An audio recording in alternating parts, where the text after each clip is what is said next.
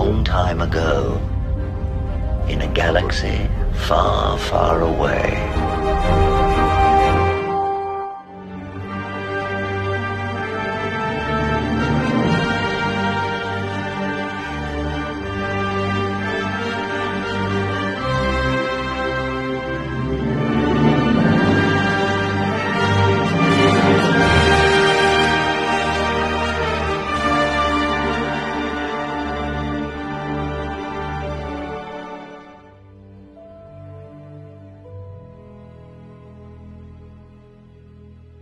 Actual archival footage of me at that age, because Lucasfilm is all this bank of stuff to be able to pick through. I don't even know how they do it. It's artificial intelligence. It pretty works.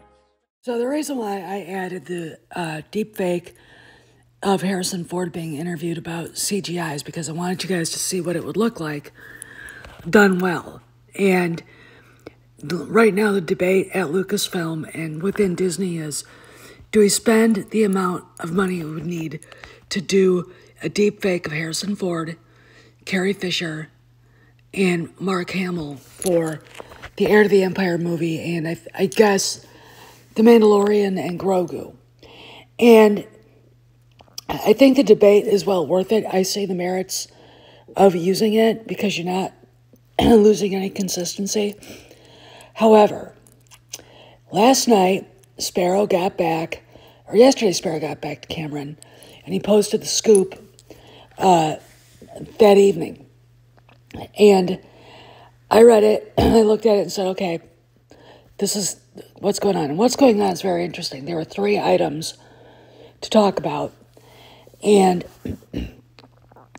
what you've got is a company getting ready to move on from where it was, I think. And Jon Favreau's playing with deepfake, and the Disney executive said, "It's really expensive, John.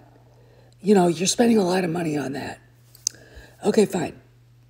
So what's the other thing? You recast the big 3. Now, I would say let's go from Mark Hamill to Harrison Ford here.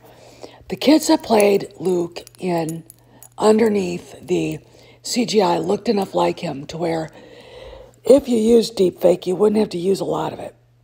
Now, they would probably have to lighten their hair up a bit. I think both boys are pretty dark-haired guys. With Carrie Fisher, people think Billie Lourd could play her. And there have been other actresses. Millie Bobby Brown, I think her last name is, was another one. She really does look like Carrie. But again, they did deepfake in the Rise of Palpatine, and it kind of worked, The thing that the fans want is, I think, consistency, and you need it to be convincing here, because these characters have been played by the same actors for coming 50 years now, okay? And it's not like James Bond where, one guy played him in 2 movies, the other guy played him in 4. It's not like James Bond. So when people say, well, we, did that with James Bond, well, that's because James Bond also wasn't there for 50 years, played by Sean Connery. Okay, that's the reason why a deep fake might actually kind of work here. All right, and yet there is a strong idea within the fanhood that we want to see live actors recast in those roles. But again, they have to be consistent. Luke Skywalker cannot be taller than Harrison Ford, all right, or than Han Solo. And Sebastian Stan doesn't look anything like him. But, for instance, did we really need to use CGI for Graham Hamilton and Boba Fett? This is him. I think he looks fine. He's a Skywalker-sized guy. Here's So Max Lloyd Jones, he's fine without the CGI, I would think. He's consistent. He looks a bit like Mark, but so does Graham Hamilton. So the whole, you got to decide what you want to do. Again, this all just depends on where Favreau wants to take it. Then we have recasting Leia. Now, we've seen two different versions of Carrie Fisher used in CGI. The first one in Rogue One wasn't great. Second one was okay. Billie Lourd, her daughter right here, was the person under it. Lots of people think that Billie should just play Carrie's character, the Princess Leia, in any new movies. But then there's Millie Bobby Brown from Stranger Things, and the girl looks just like Carrie. So it's up to Jon Favreau to decide how much money he wants to spend on CGI. But here's why we're talking about this. Apparently, Han Solo is being looked at to be recast, and this is from Sparrow, and the name, again, Anthony Ingruber showed up. This is what the fans have been clamoring for a long time. To me, if you're going to do CGI, you don't have to do much with him. He was actually in Indiana Jones. He played young Indy underneath the CGI. And then he was in the bar scene where they were bidding on the Antikythera device. He was the guy all the way over on the left with the big mustache. Okay. He wasn't credited, which is fine. Harrison Ford has always championed him because he looks just like him. Okay. And that's hard to do. I mean, if you're a collector of any of the merchandise, you know how hard it is for Hasbro and even Hot Toys to get a correct sculpt of Han Solo. But again, I have to tell you guys that there are some other actors being looked at to play the role. What I'm worried about is that it won't be thought out well. This is a no-brainer. Anthony Ingruber, he's a no-brainer. Okay? So, and Harrison Ford's got his back, apparently. And he was in Indiana Jones and the Dial of Destiny. So I really am, of course, he was in The Age of Adeline with Harrison. That's where the picture came from, which was the first movie we ever noticed him in. There's a lot of moving parts now, but it feels like things are starting to move along at Lucasfilm, at least concerning the original trilogy characters. Recasting means that they're going to be used, and the stories are probably going to be about them, which is important. Okay, this goes along with everything else. And there's more to the Sparrow Scoop than just casting news, so... This is Master Obi-Wan Kenobi. I regret to report that both our Jedi Order and the Republic have fallen.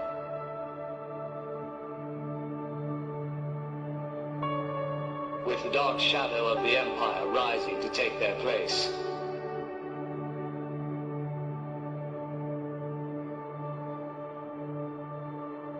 This message is a warning and a reminder for any surviving Jedi.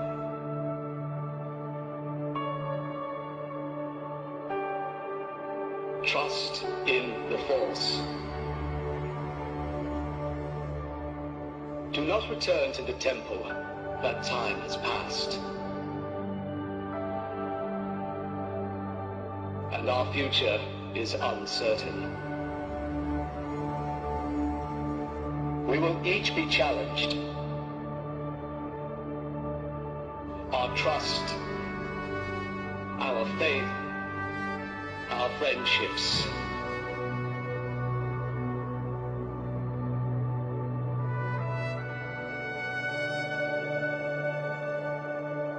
But we must persevere.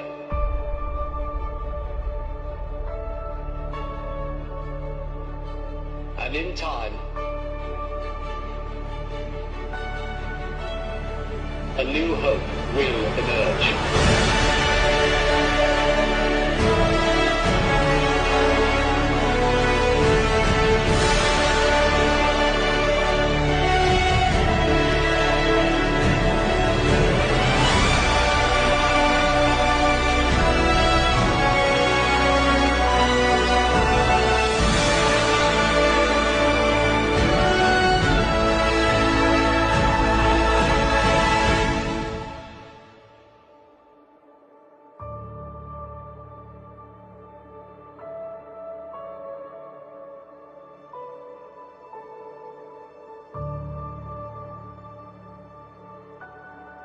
May the Force be with you, always.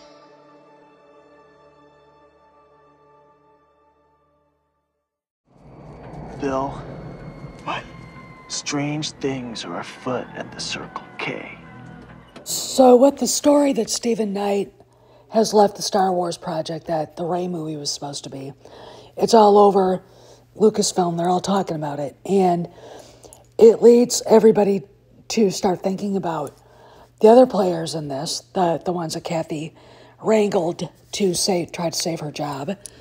And it's not looking good for any of them. First off, Daisy Ridley has other opportunities. Unlike a lot of people, I never thought that she was going to starve and that she did have work. But what about Sharmeen Obaid-Chinoy, the angry girl from Pakistan who loves to scream about white genocide and colonialism and making men feel uncomfortable? She was the director that Kennedy pulled out of her ass to show up at Star Wars Celebration. First off, she doesn't get along with Dave Filoni, which already erases any sort of, I don't know, chance she has of getting any story made. John Favreau and George Lucas don't like the vision she has for her show. They're not going to say it's not going to happen, okay, in the way that I would, okay. It's not, this whole sequel trilogy thing isn't canon anymore until Kennedy's gone, which this week could be big. So they don't like, and Favreau and Lucas don't like Chinoy's vision at all because it won't sell merchandise.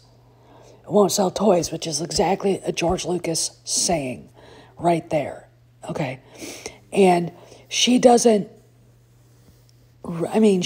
have any experience in directing a narrative film anyway, and the chance she had at doing narrative TV in Ms. Marvel, it had to be completely reshot because what she put in there sucked.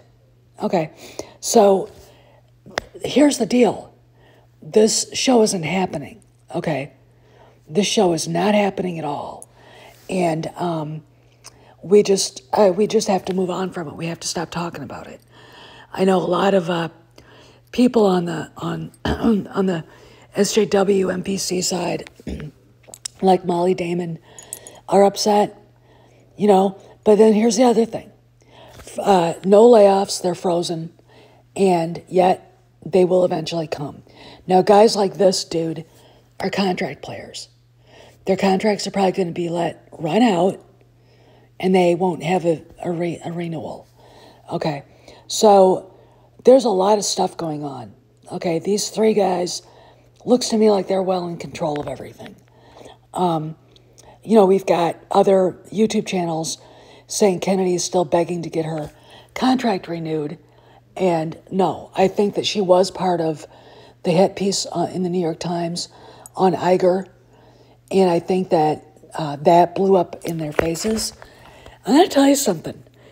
You know, as arrogant as some women are, they don't realize how stupid they act. And when you get a bunch of feminazis like Dana Walden, Christine McCarthy, probably Susan Arnold, and Kathleen Kennedy together, and they think they're going to, you know, gang up a la 9 to 5 on Iger, it's going to blow up in their faces because he's smarter than they are. All right? These are women that never actually had to develop any intelligence, okay? Which is why they cling to their feminism, etc. Is because they can't get along with men in the world, and they either degrade the men they're with, or they abuse the men they're with emotionally, okay, which is what I think a lot of them do. And they don't understand why they constantly meet brick walls and constantly get outmaneuvered. And it's because, first off, when you get a bunch of women together, they don't like each other, okay? They don't like each other. Secondly, someone in that group is going to say something stupid. Kathleen Kennedy to people at Lucasfilm, saying she was coming back after that hit piece came out and that she was responsible for it.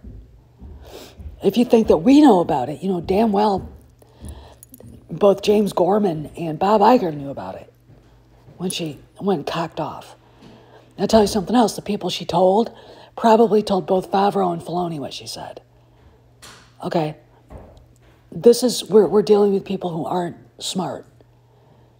But they think because they saw a movie called 9 to 5 and saw a video called Goodbye Earl, or Earl's Gotta Die, or whatever that Dixie Chick song was, that they can outsmart these lions in positions of power.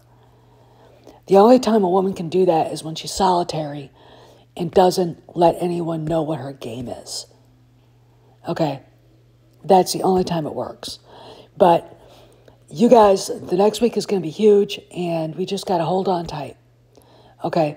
And this is the weekend, so have a good Saturday, have a good Sunday. See you guys around the galaxy.